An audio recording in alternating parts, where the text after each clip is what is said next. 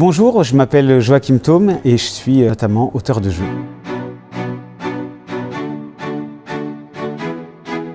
Je suis, avant d'être auteur, d'abord joueur. Et donc j'ai découvert le jeu il y a un peu plus de 10 ans. En fait, je jouais peu aux jeux de société étant adolescent. Je faisais un peu de jeux de rôle. Et il y a un peu plus de 10 ans, j'ai un ami qui m'a fait découvrir des jeux, notamment les jeux de Martin Wallace. Et comme souvent dans ma vie, dès que j'aime beaucoup quelque chose, et là j'ai vraiment eu un coup de foudre, j'ai toujours envie tout de suite de le faire. J'ai eu un peu ça avec la musique ou le cinéma. Dès que quelque chose me plaît, j'ai envie de le faire. Donc je me suis mis en tête de faire un premier jeu. Et comme souvent, je crois pour beaucoup d'auteurs, c'est ce qui m'a pris le plus de temps. Et puis de fil en aiguille, je me suis fait un deuxième, un troisième, et puis voilà.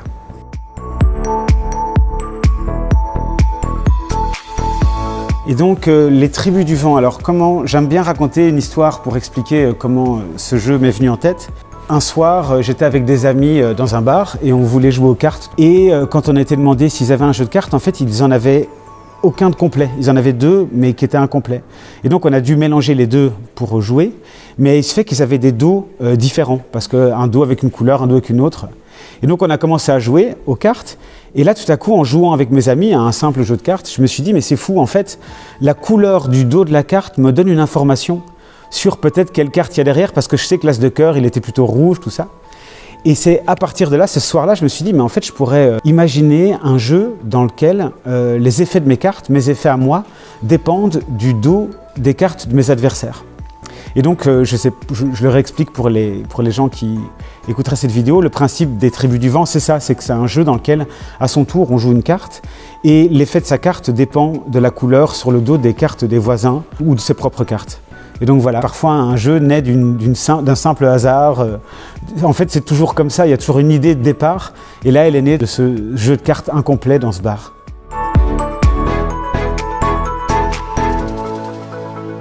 Les défis sont différents vraiment d'un jeu à l'autre.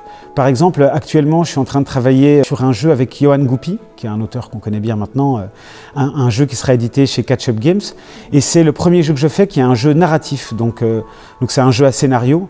Et par exemple, tout à coup, ça pose des défis très différents des autres jeux que j'ai pu faire avant, qui étaient plutôt des jeux, compétitifs et plus classiques sur le développement. Donc ça, je dirais que les défis dépendent vraiment d'un jeu à l'autre. Parfois, les défis dépendent aussi du matériel, dépendent de la mécanique, dépendent aussi des objectifs qu'on s'est fixés. Si on veut faire un jeu très accessible, donc j'aurais du mal à avoir un défi en particulier, je dirais que chaque jeu est un défi.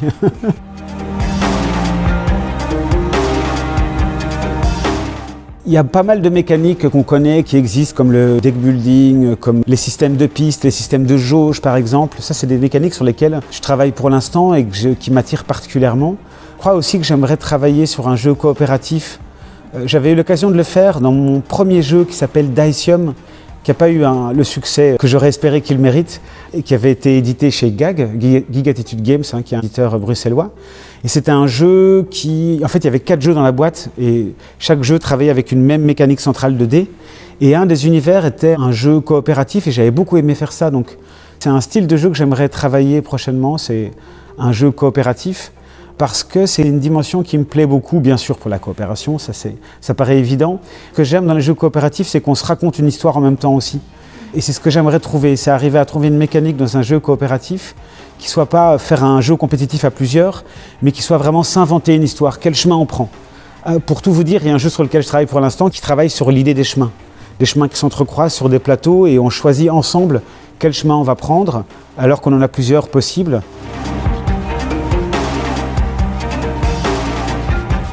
Si je devais donner un seul conseil aux gens qui seraient sur leur premier jeu, ce serait de la patience. Pourquoi ? Parce que la patience et de l'ouverture. Et ça va ensemble parce que faire un jeu, et surtout le premier jeu, ça prend beaucoup de temps et ça prend aussi beaucoup de réitération. Et j'ai parfois vu des auteurs qui travaillaient beaucoup sur un jeu, le présentaient, le faisaient tester, et puis avaient beaucoup de retours qui impliquaient de devoir beaucoup le retravailler, étaient découragés. Et je crois qu'il faut vraiment dire à beaucoup d'auteurs que c'est très rare, voire ça n'arrive jamais, qu'un jeu soit bon et prêt du premier coup. Et que beaucoup de mes amis auteurs très talentueux qui ont fait de très très bons jeux, qui ont beaucoup de succès, je sais que derrière il y a toujours beaucoup de versions, beaucoup de travail et beaucoup de patience. Et donc c'est, je crois, le principal conseil que je peux donner. Il ne faut pas croire que les bons jeux, quand ils sortent et qui sont si simples, si beaux, si épurés, sont tout de suite apparus comme ça. Il y a beaucoup de travail derrière et donc il faut être patient, continuer à y croire et surtout écouter les retours qu'on fait.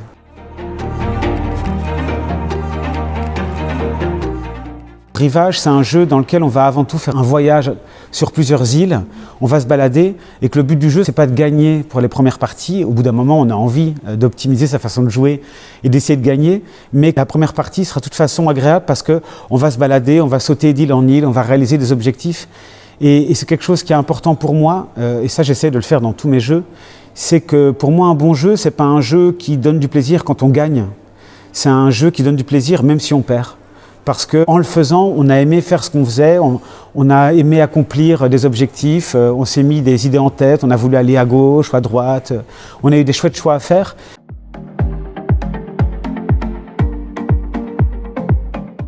Je crois que s'il y a un point commun entre mes différents jeux, en tout cas Les Tribus du Vent, Rivage, Wild Space aussi, qui est sorti chez Catch Up Games, il y a aussi Colorado qui est sorti chez Silex. Quand je réfléchis, je crois que ce qui lie un peu tous ces jeux, c'est l'amour de la bonne combo. Donc j'imagine que la plupart des gens qui vont vous écouter savent ce que c'est, mais pour ceux qui ne sauraient pas exactement ce que c'est une combo, une combinaison, c'est le fait de faire un coup qui permet de faire un deuxième, qui permet de faire un troisième, et avec comme ça des enchaînements de coups. Et ça c'est quelque chose que moi j'adore dans les jeux, et je crois que c'est un peu qui m'obsède moi dans mon travail de créateur de jeux. Donc je dirais que c'est un peu le point fort qui traverse tous mes jeux, et que si des joueurs ou des gens m'écoutent ici n'ont jamais essayé un de mes jeux et aiment les combos, je pense qu'ils se retrouveront bien dans mes différents jeux.